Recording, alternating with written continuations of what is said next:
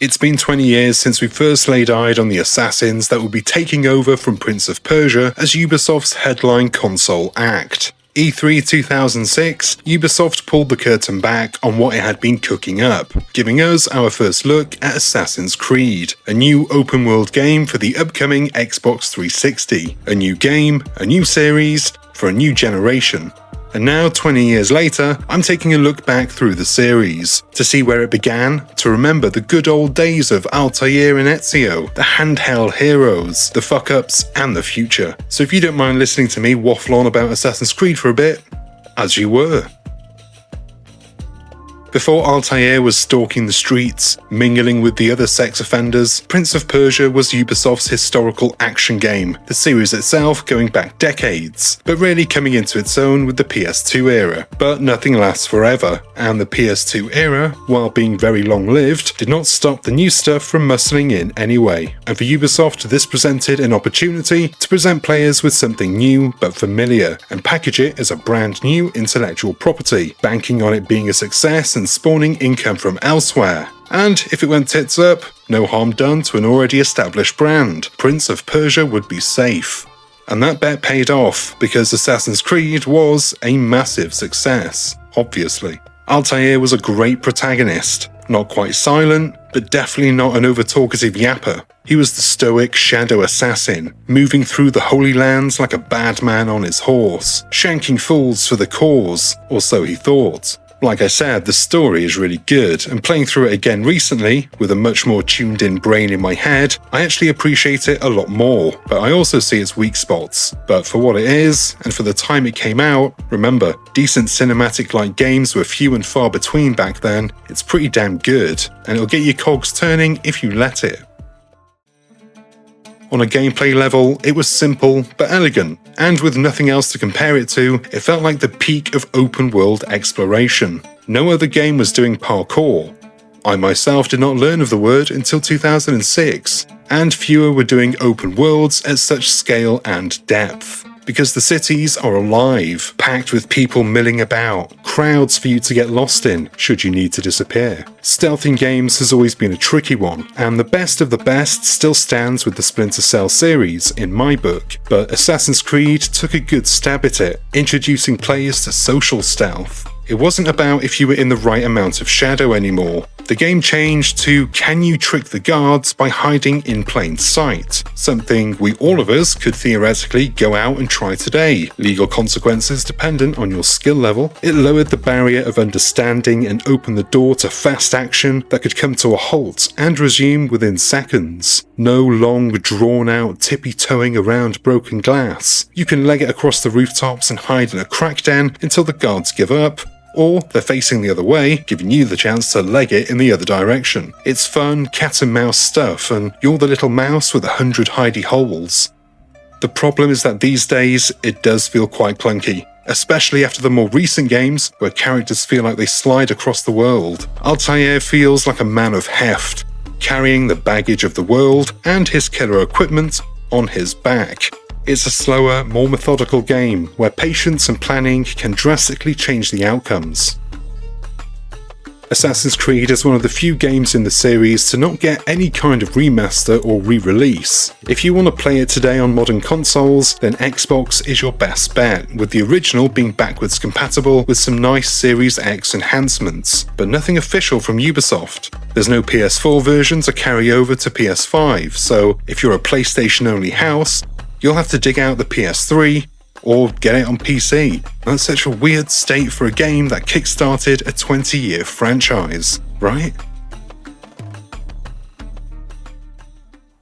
Of course, a sequel was commissioned ASAP, and the nerds at Ubisoft got to work, and that meant sacking off Altair as the main character and replacing him with a much more marketing-friendly Ezio Auditore, which, I'm not gonna lie, not a bad decision. Altair was a great introduction to the world of Assassin's Creed, the mystery, the lore, and Altair's listen much, speak less approach let the game do the heavy lifting with its narrative concepts. But with all that established, did we really need another 20 hours of a moody bastard? No. So the story jumps ahead a couple hundred years, 15th century Venice with its murky waterways and red brick rooftops. A stark contrast to the dull and dreary greys of the original. This was a reboot without calling it a reboot. Assassin's Creed was the pilot episode. Assassin's Creed, the Ezio trilogy, was the full season order. And what a season it was. Ezio, an absolute dream. And I don't swing that way, but if he promised to whisper, I'd let him stab me all night long.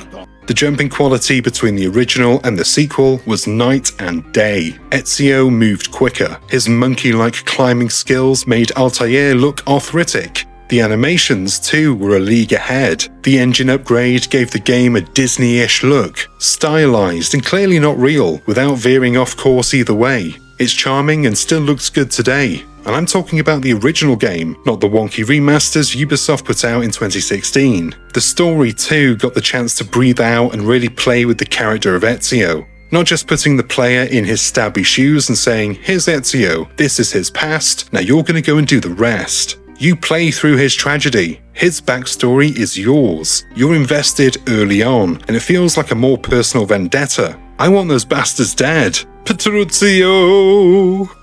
Having Ezio as the face of the brand certainly did not hurt Ubisoft in the long run, and so we got Brotherhood and Revelations, and a rare chance for a character to mature over a series. And there was something a little bit sad seeing Ezio's grey hair and grizzled face in that Revelations trailer. It makes you remember the good times, when Ezio was young, running around Italy, banging bitches, killing snitches, making money, building Rome. And now here he stands, being bullied by a baldy. The fall from grace. It set the tone for it being the end of Ezio's time. One more adventure. And Ezio is something of an anomaly in this series because he's actually got several mainline games. He got his own trilogy. Altair got one mainline game, plus some very forgettable handheld stuff, but everyone since then has been a one-and-done hero, which kind of makes sense. The Ezio trilogy gives you about 50 hours of gameplay if you buzz through the stories and do a fair chunk of the side stuff. Basically, play like a human, not like a speedrunning gimp. Completing one of the modern games alone could run you well over 50 hours, so if you're comparing to time spent looking at the rear end of a fictional character, one game is probably about all that's needed these days, and with the writing of the series, it's hard to care anyway. The Ezio games will always have their stories to prop them up, even when the gameplay sometimes feels a bit janky and awkward. It represented an era where the story still mattered, and not just the stuff happening in the past, but also the modern day.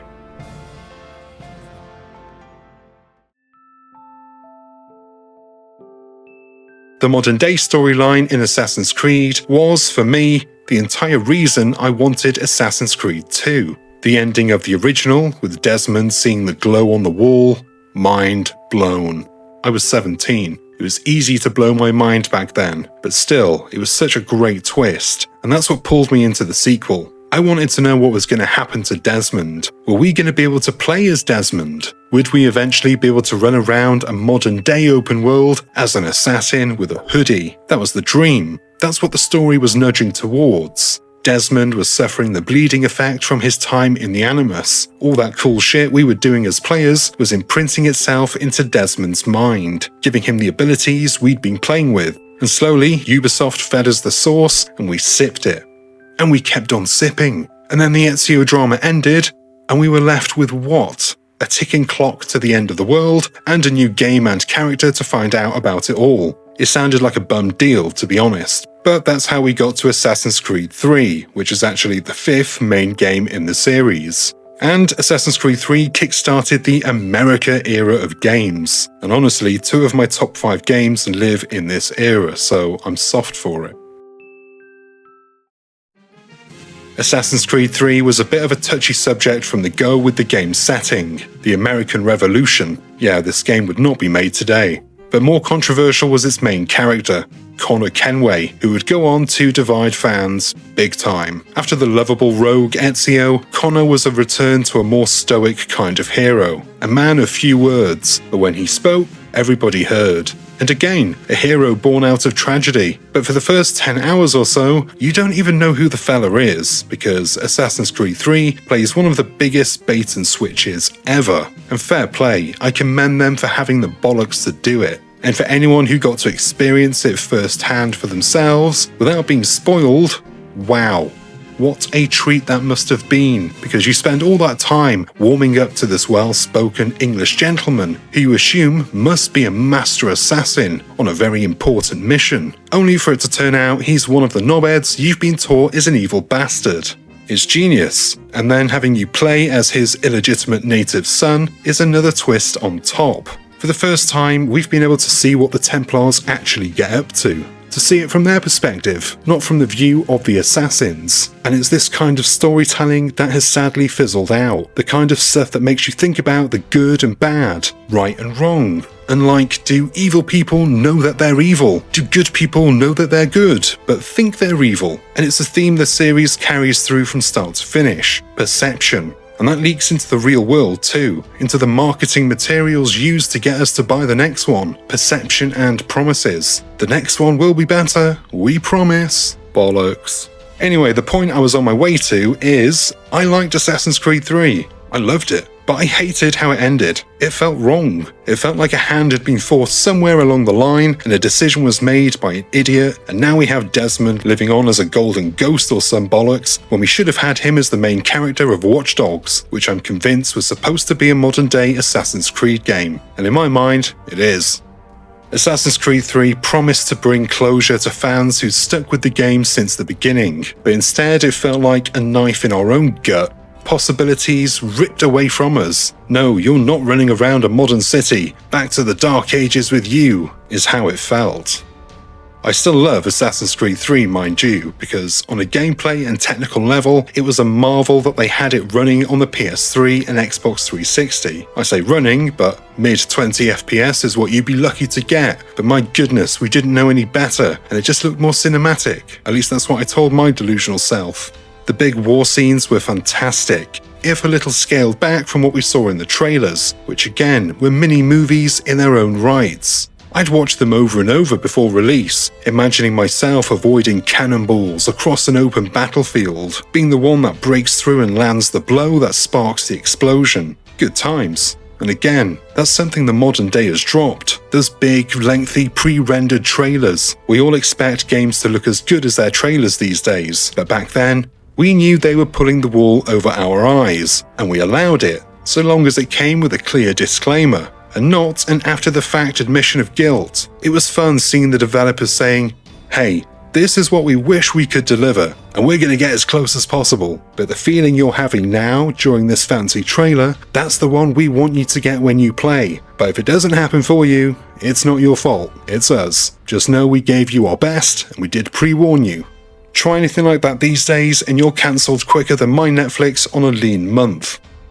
Assassin's Creed 3 went bigger with its exploration, giving us multiple cityscapes to run around in, a large wilderness in the form of the old frontier to go hunting and living the Bear Grylls lifestyle. And the combat took things up a notch with super violent takedowns that looked super wicked but were really easy to pull off. In fact, the combat was a bit too basic, and that remains the case when compared to the newer games, which have a touch more depth. But it was accessible, the whole world was open to everyone.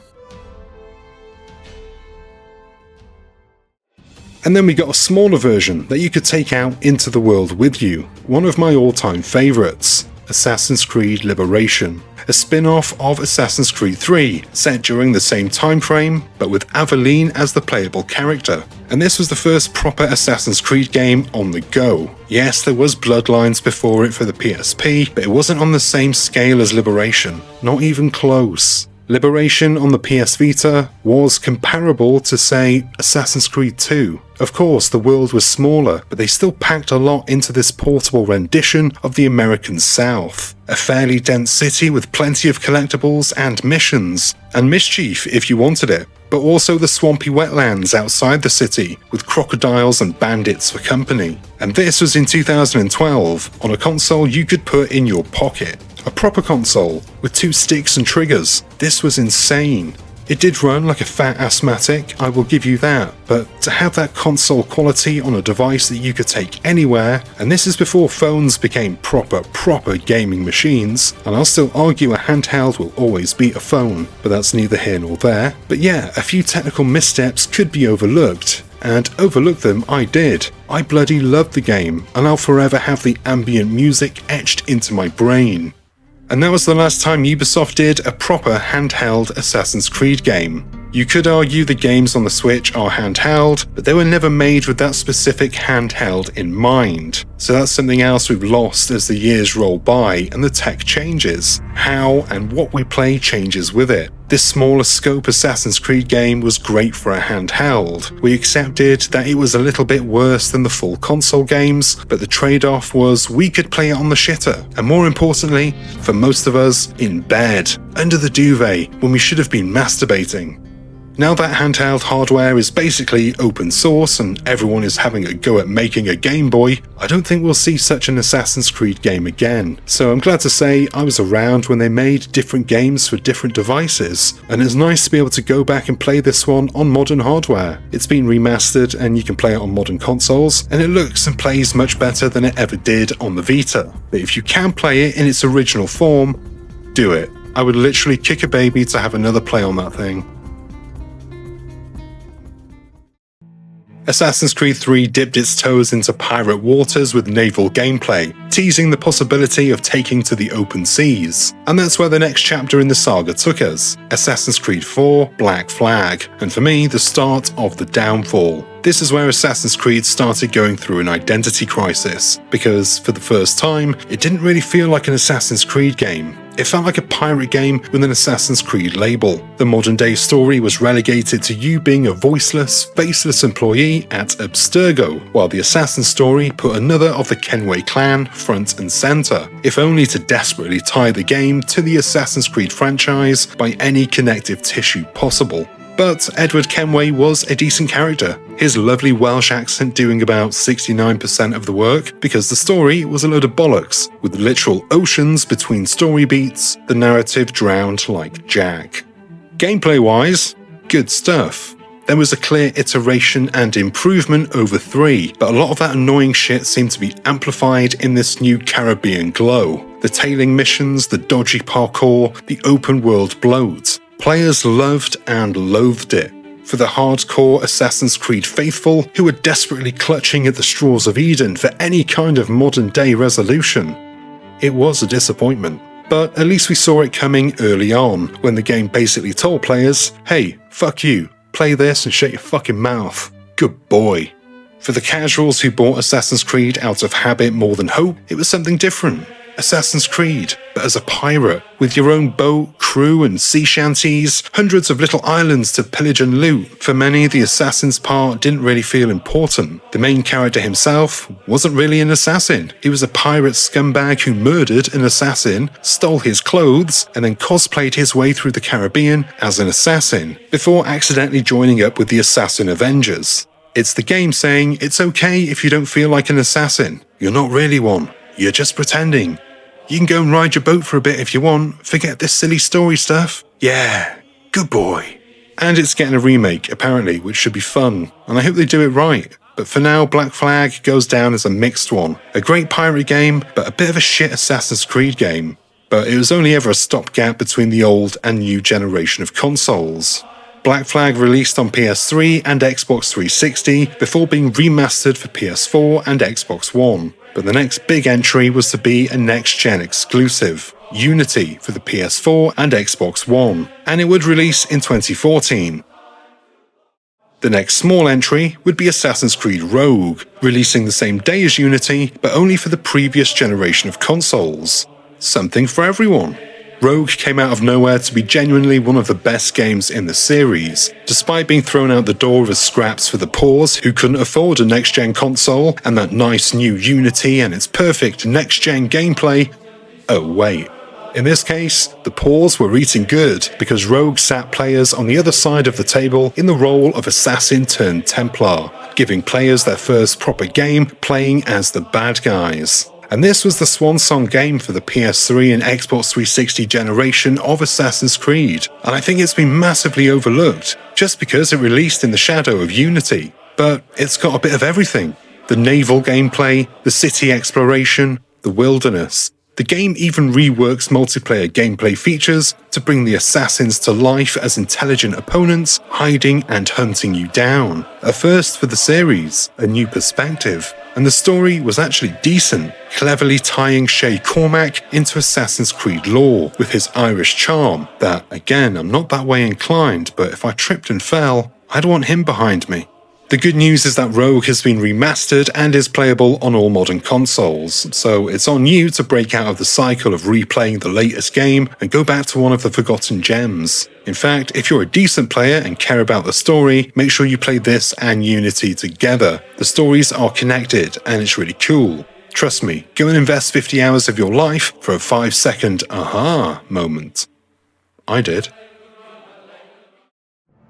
Rogue saw the end of one console generation and a massive trough of stories being left behind, while Unity was the start of something new, the reinvention the series had been aching for since Ezio's knees started to give him a bit of a niggle. And it was breathtaking, from the first trailer to the first time booting the thing up, if you were lucky enough to do so without it instantly crashing. Because in case you forgot, and looking at the game in its current condition today, you would be forgiven for thinking it was once the joke of the gaming world, but it was a buggy mess, ridiculed and memed to death. The face glitch being the face of Day 1 update syndrome, and its spread among the industry. Half-finished goods thrown out the door, promises of bake-on-the-way ovens, and we all know how that turns out. But a few patches in and it did get better, and for those who stuck around and poured the hours into it, Unity was a different kind of Assassin's Creed, and it really felt like the start of something else, a real breakaway from where the series had been growing stale on PS3 and Xbox 360. The movement was insane, fluid like nothing else we'd seen before, and the lighting and materials, all aiming for realism and getting close enough to be impressive, but not falling too far short to be laughable or awkward. The graphics were one side of the evolution, the other was the gameplay. One moderate-sized French Revolution Paris, packed to the brim with stuff to do. Story missions, side missions, even multiplayer co-op missions, a first for the series. But, and I remember having this thought years ago when I first played it, it's an RPG now. You can't pick up better weapons and use them mid-fight like you could with Ezio. You have to earn the right to use a better weapon by playing the game, gaining XP, leveling up, spending skill points. All traditional RPG markers that Assassin's Creed had flirted with in past games, but was now quite literally Frenching the genre. The story stayed strong enough and delivered with the production values you'd expect from a period drama. Out-of-place English accents and Victorian string music, the standard, and Ubisoft had the budget to do the standard very, very well. But it still felt like something was being left behind. Something of the series' charm didn't pull over to the PS4 and Xbox One era. Unity, for all of its magnificence, it was still missing something, and all these years later, I'm still not sure what it is, but it's something. I think the limits of the PS3 and the Xbox 360 played to the series' strength, keeping it from reaching for ultra-real, letting the series live in a weird, Disneyfied version of history. Unity was more grounded and real. The extraordinary, the mystery and the wonder of those who came before, gone. So yeah, I still haven't quite put my finger on it, but I think I'm getting close, and that tends to be my standard performance, for those wondering. I've said it recently and I'll say it again. Unity was a generation ahead of its time. If it was released today in the condition it is now, patched up and ready to roll, you'd be happy to pay full price. But it released in 2014, and the damage to the brand was huge. So much so, the next game, Syndicate, was an underperformer. More of the same, but in London, and with not so impressive visuals. Seriously, the downgrade was huge, and it really felt like Ubisoft was pulling in the reins of ambition in the name of safety, which gave us a safe and solid Syndicate, but for many it was the year they skipped buying Assassin's Creed and did something else with their money. Not that Syndicate is a bad game or anything, it just didn't instill the same sense of wow that Unity did. The dual character system was a nice idea and played well with the story, but it did little to change the gameplay, other than forcing you to play as whichever character the story needed at a given time. but being able to choose which backside you're looking at between story missions is a nice thing to have, so fair play. And again, these days, it's a looker on consoles, with Ubisoft doing a free 60fps 4K update, which goes some way to alleviating those downgrade woes, but also just makes Unity look so much better, so the argument will never end. But those two games were an era of their own, small, one-city sandboxes, beatable in a week, forgotten in a few months. Ubisoft wanted more player time, more player engagement. The longer you're in their game, the higher the chance you'll spend more money on in-game currency and all the other bollocks they try to flog. And that's why we now have 100-hour epics across multiple landmasses, not to serve the Assassin versus Templar story, but to keep you grinding, and to keep grinding you down until you say, fuck it, and buy a time saver pack to level up. Now don't get me wrong, I don't mind getting value from my games. The more hours I get out of it, the more value I get out of it. But eventually there comes a point where the time you're putting in isn't giving the same stuff out. The dopamine dealer switches you to the star dog, and you're just playing to numb the pain of boredom. My point is, I enjoy a good walk. 1 hour is nice. 2 is the sweet spot, home for a cuppa and a sandwich after. 18 hours of walking is fuck you. Translate that to the game time and you've got it. And that's why I have a love-hate relationship with the RPG era of games. That is, Origins, Odyssey, Valhalla, Mirage, and Shadows. They're all huge worlds with so much to see and do, but very little of it feels handcrafted, made for me in that moment. You know what I mean? Like going to get a mission from someone, you just go up and press A and they start speaking, and you can run around in a circle like a dickhead if you want, spinning the camera up and down, but nothing's happened. I've pressed the button, someone made a noise, and now I've got to go and do something somewhere else. Without the purposefully crafted cinematic of two people conversing, I just don't give a fuck about what they're saying. But instead of being brave and saying, hey, you came and pressed this button, you sit and watch this 2-minute cutscene we've put together for you. No, Ubisoft pussied out and we can skip it all and get to the good part, hunting the next XP reward. Yay. And this all started with Origins, which is still a damn good game, don't get me wrong, but it really did not feel like an Assassin's Creed game to me, even less so than Black Flag. Social stealth was completely gone, and the Assassin's lore was being rewritten in front of us, and after spending so many games going progressively forward, inching towards the future of a modern day setting, it was back to banging sticks and stones to get a light. Odyssey was more of the same. Much more. Too much more. But at least Ubisoft started spreading out the releases, filling the gaps with big content updates and expansions. Valhalla was a nice turn away from the dusty outings of the previous games, but again, it presented a huge map that just didn't feel as lived in as Unity or those that came before. Bigger is not always better, and again, this one felt more like Ubisoft wanting to make a Viking game but needing to put Assassin's Creed on the box to get it to sell. And then we have Mirage, a game so awful I dropped it after 3 hours. Honestly, this is what they bigged up as the return to the series' roots. It runs and looks like shit on Series X, so I'm out of that one until maybe a generation later. And Shadows, I barely touched it. It didn't hook me in right away, the story just did not interest me at all. I'm sure there's a great world there to explore, but give me a reason to do so, please. And that's where we are with the current era, Shadows and Onwards. With Onwards being Assassin's Creed Hex, at least that's the codename, for the game that is reportedly being set in Germany. And they're dropping the ball on this one if they don't call it Das Creed.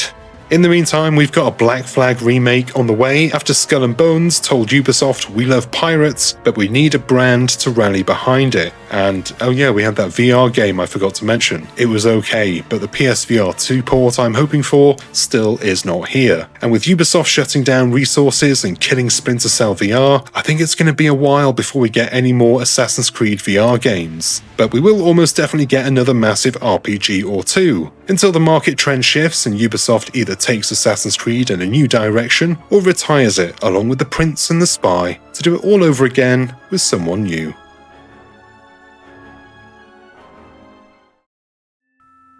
And that is the end of this very long, very rambling video. And look, more stuff. I hope you enjoyed this video. If you did, do me a solid and hit the like and subscribe buttons below, and give the bell icon a ding so you're notified whenever there's something new to watch. It won't always be good, but it will always be monetized. Gotta get my pennies, yo. I've been Chris, you've been gorgeous, and I'll see you on the next one. Until then, cheers my dears.